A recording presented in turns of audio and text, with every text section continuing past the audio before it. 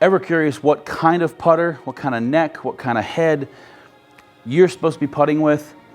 Also, Aaron's not here. He's back home because he just had a baby. Stay tuned. We'll fill you on Aaron and some putters.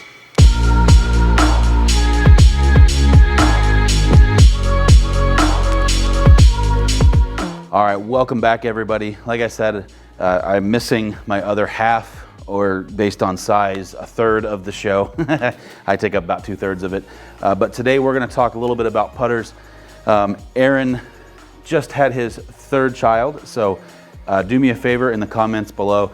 Wish him and his family all the best. He's going to be out for a few videos simply because he's taking care of a newborn. So do us also a favor, if you will hit subscribe down beneath, we would greatly appreciate it. So what we're going to talk about today is putters. Which putter is right for you? That's a big question. You know, so many people go into buying clubs, and we'll use drivers as an example. They'll spend $500, $600, $700, even $800, some cases even more, on getting fit for the right driver after shafts and everything. Well, that's a club you're going to hit maybe 14 times in a round. Putters, you're going to hit about 30 on the average. Maybe a little less, hopefully a little less, maybe a little bit more.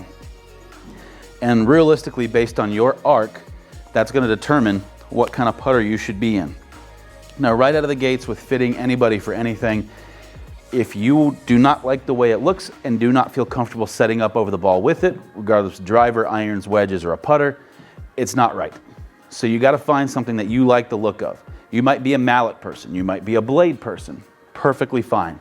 So what we're going to do is we're going to really kind of break down today what the different necks do, what the different head shapes do, and what really is the difference in a face balance putter versus a putter that has toe hang. So right now, and we like to say a big thank you to Bettinardi Putters.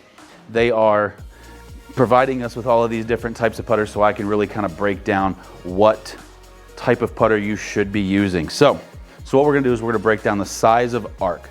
So there's a bunch of different theories on how you should putt. There's a bunch of technical data, and Aaron and I will go into that at a later date.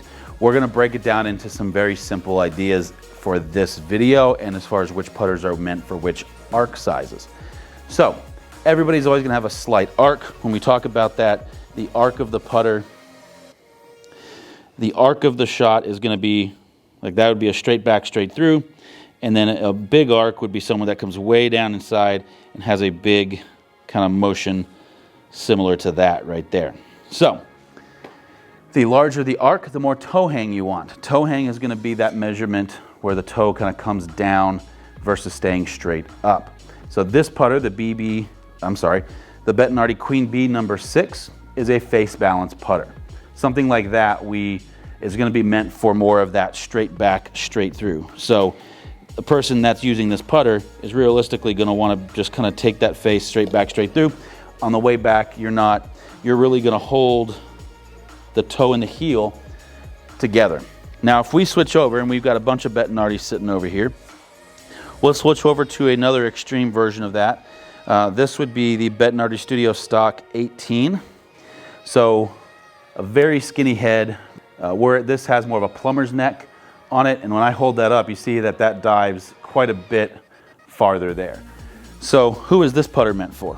Realistically, this putter is meant for somebody that's going to open and close that face quite a bit, so have a fairly distinctive arc.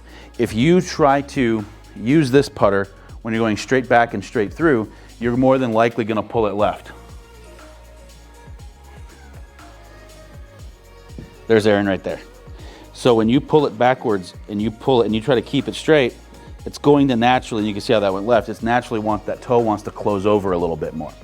So this putter is really meant for somebody that's a little more going to open and close that face quite a bit. And you can get into all different types of putters. This one happens to be the Studio Stock 17, so very, very similar. Does not have a plumber's neck, just has a slight flange to it. So when that dives, it's going to be a little less.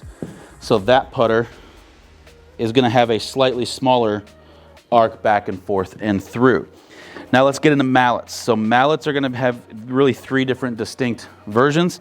Traditionally, a mallet is not going to have any toe hang whatsoever. That one happens to have a little bit, and this is where we start to talk about you have to feel comfortable. Some people are more mallet style putters. Aaron talked about that the other day. Aaron prefers the look of a mallet versus a blade. So if he had a little bit of an arc but not much of one, he could actually go to this Queen Bee number 11 with the just a little flange neck instead of a straight in. You can see how that one dives a little bit on the toe. So this putter is going to allow somebody that prefers a mallet but also has a little bit of toe, a little bit of an arc to their swing, or that toe is going to open and close a little bit more, right? Well, then let's dive into that guy right there. Obviously a very big mallet. This is actually unique in the sense that it is center shafted. So the shaft actually comes to about the center, just a little inside of it, of the club head. So what that's going to do is increase stability. You can see how when I hold that up, it stays straight back, straight through. This putter is really going to be meant for somebody that wants to hold that toe completely in and through. And then again, one more in that same line, same putter, a little bit different because this just has a little bit of a bent neck on the shaft into it, really no flange whatsoever.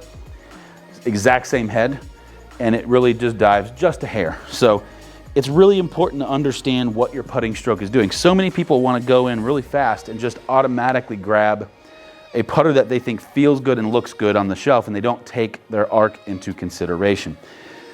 So if you're looking to improve your game as fast as possible, I would say get fit for a putter. Don't stop going in and doing these big things with your driver that you're only going to use 14 times. You're going to hit a putter twice as much, if not a little more, hopefully a little less. And you're going to see your strokes gained drop more significantly on the putting green if you're putting with the right putter. This one happens to be my favorite. This would be the Bettinardi number 17. It fits my stroke almost perfectly. I have a little bit of a rock forward and then a back and through. Thank you so much for watching this video. Like we said in the beginning of it, please hit that subscribe button. If you have any questions for myself or Aaron or anybody else, please just set us up. Again, a big thanks to Bettinardi Golf and Austin Holloway for letting us borrow all these really, really cool tools to shoot some of these videos. Thank you guys, and we'll see you in the next one.